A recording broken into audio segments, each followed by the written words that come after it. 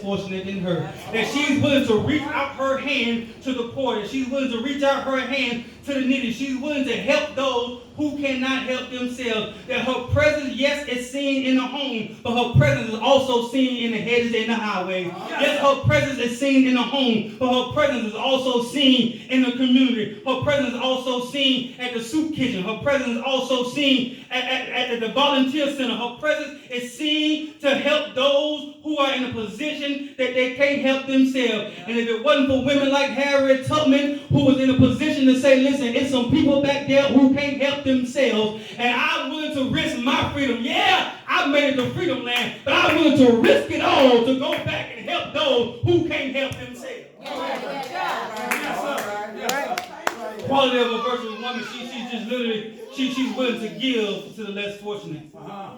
Quality of a virtuous woman, in the 21st verse, it says, she is not afraid of the snow for her household are clothed with scarlet.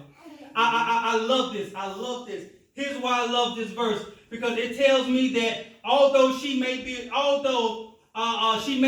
in a situation that calls for her to be afraid, although she may be in a situation that calls for her to fear, she does not fear because she's prepared. Oh, you gotta get this. You gotta get this.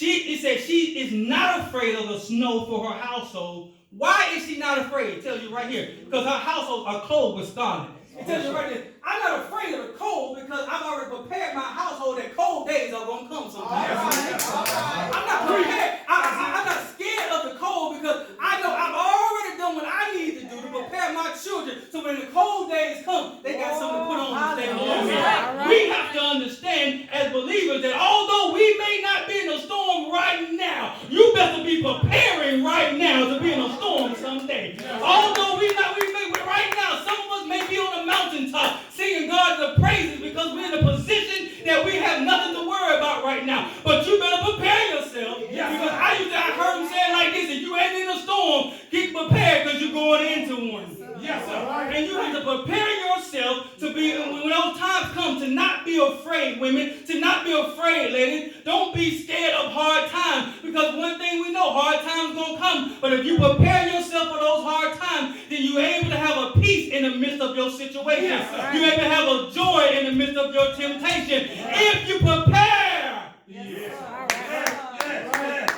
Prepare on the mountaintop for the valley of spirits. Prepare yourself right now. Verse 22, it says, she makes herself coverings of tapestry. Her clothing is silk and purple.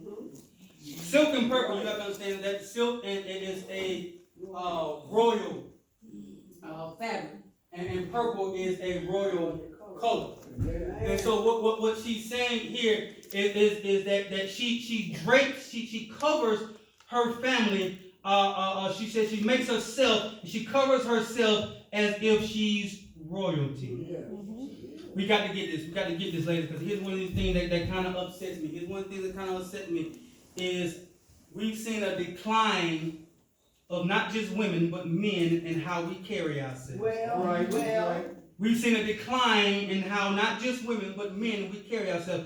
I love to look back into old pictures of the 40s and the 30s and see men in three-piece suits and long suits.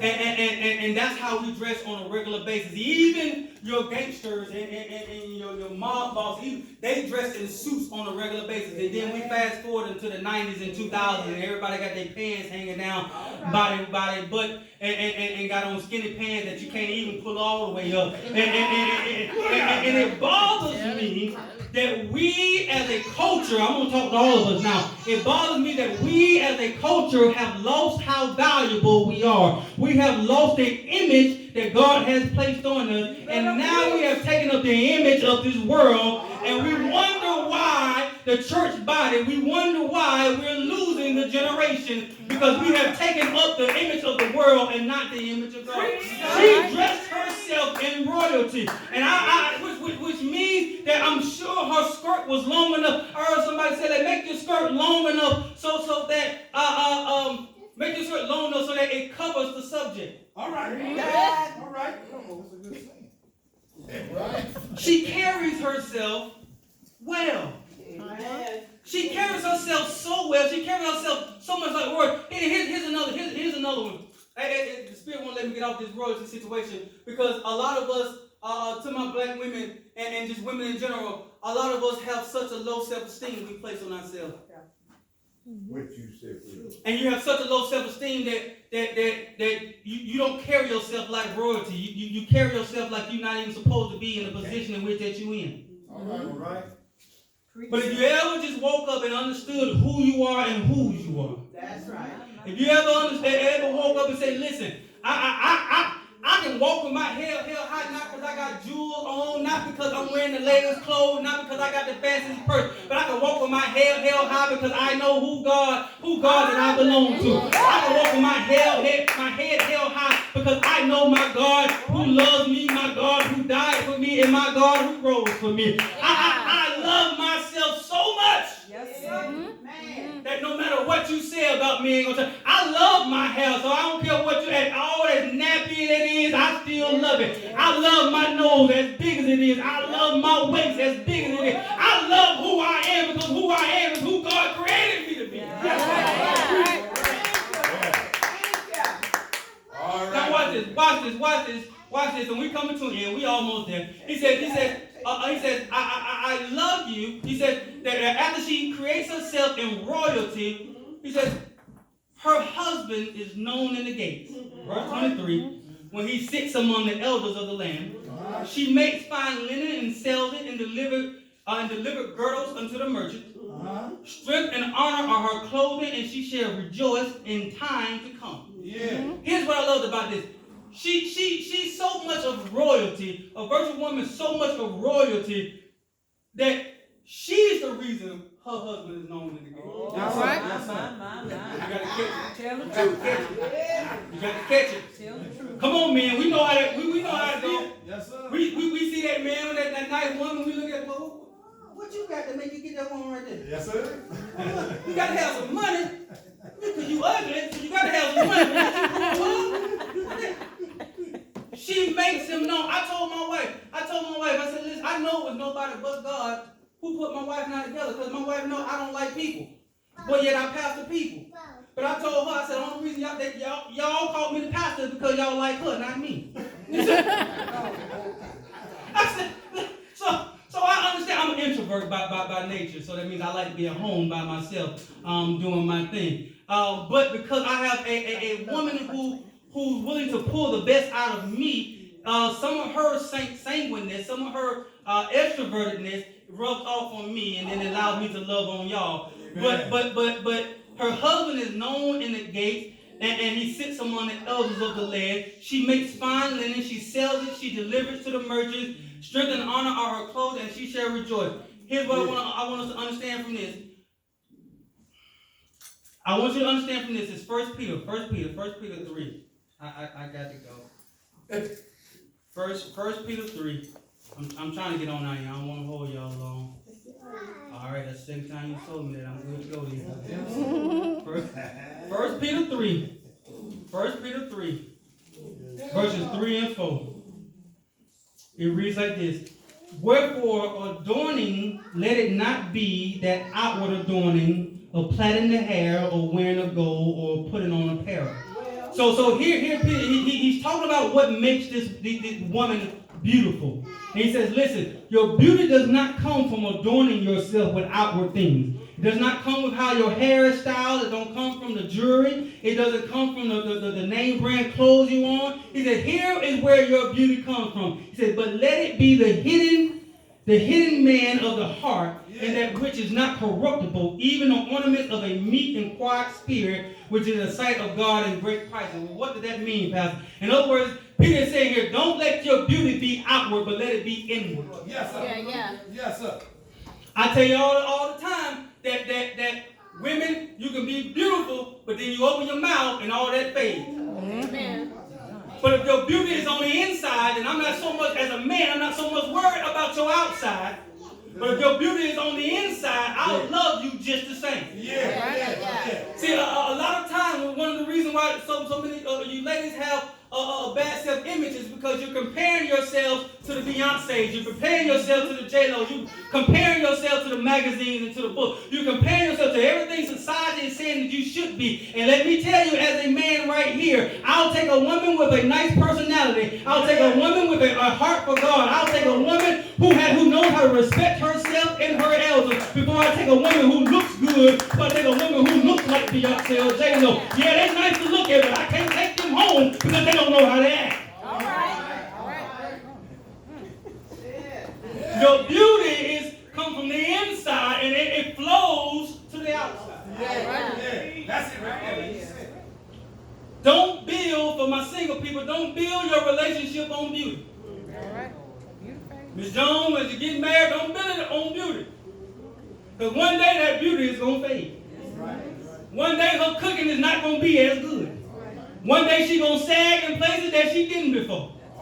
But if you build that thing on beauty, understanding that that beauty is not going to last, but if you build it on a good character, then no matter how she looks, no matter how far that food goes, you're able to have somebody you can sit on the porch with and rock back and forth with and talk about the goodness of the Lord. You got somebody that you can have a friendship with who's saying that no matter what the world brings our way, that no man tears apart. You got somebody with some character. Then in 26 it says, she opened her mouth with wisdom, and in her tongue is the law of kindness. Oh. All right. I just said this, I'll say it again. Use your tongue, women and men, but I'm talking about my women today. Use your tongue to speak wisdom and not to tear down your own home. Yeah.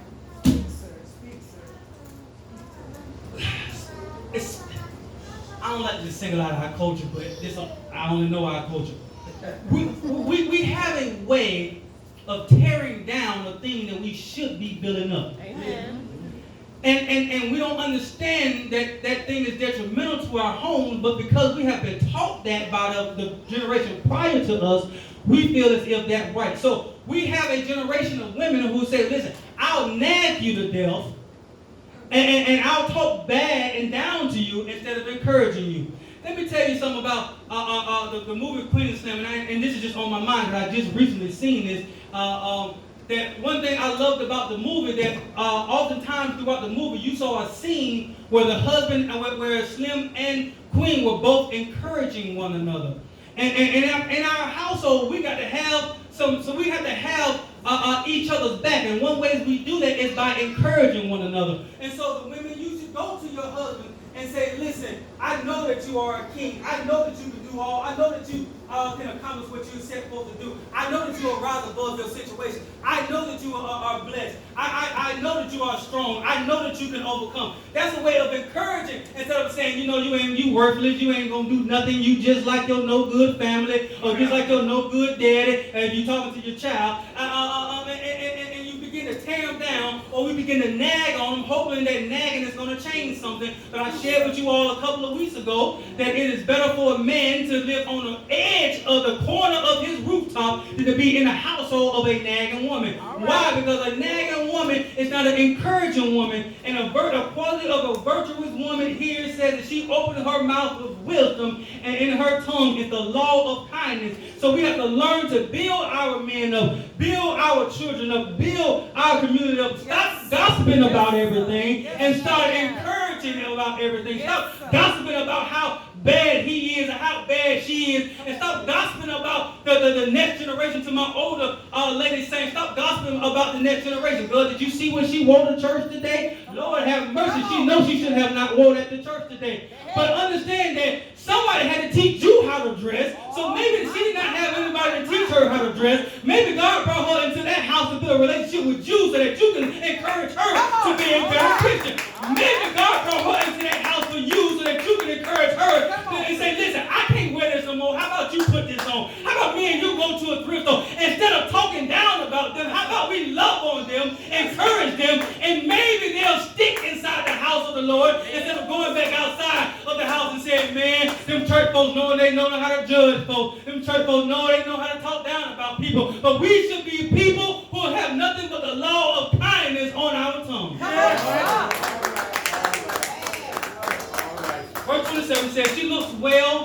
to the ways of her household and eat not the bread of idleness. I talked about this earlier. Don't be idle. Watch how you spend your time. Here's one thing I ask my wife. All the time, and she know it. She probably already know what I'm going to say. If I catch her off guard, I'll ask her, "Is what you doing productive?" Oh, I ask her, hey, what? Can't you be doing something to move the family forward, move the ministry forward, move the business forward? What you doing? Because for me, if you waste, one thing we can't get back is time. Right. You can get back wasted money, but you can't get back time. So when you're wasting time, you're wasting a precious commodity that God has given us to build His mission, to build His kingdom. So everything that we should be doing, men and women, should be for the betterment of God's kingdom. We should be not idle, but we should be about our Father's business. So instead of gossiping, instead of playing on your phone, we know these phones are a huge distraction. Instead of watching TV, put that time to use for the upbuilding of our kingdom. I think I guess they're telling me time to go home. Verse 28 says like this.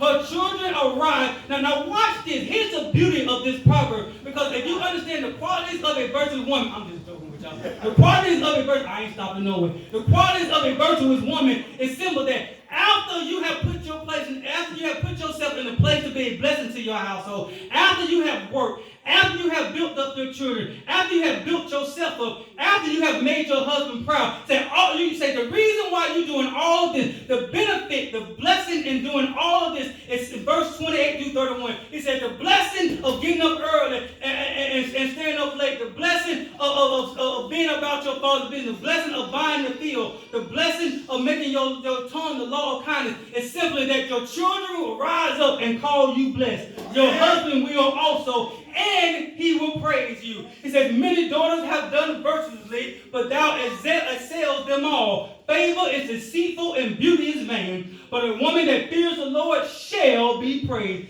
Give her the fruit of her hand and let her own work praise her in the gates. Which means that I don't have to pump my wife up. The works my wife do should be able to pump her up enough. I don't have to pump my mother up, but the work she do should be able to pump her up enough.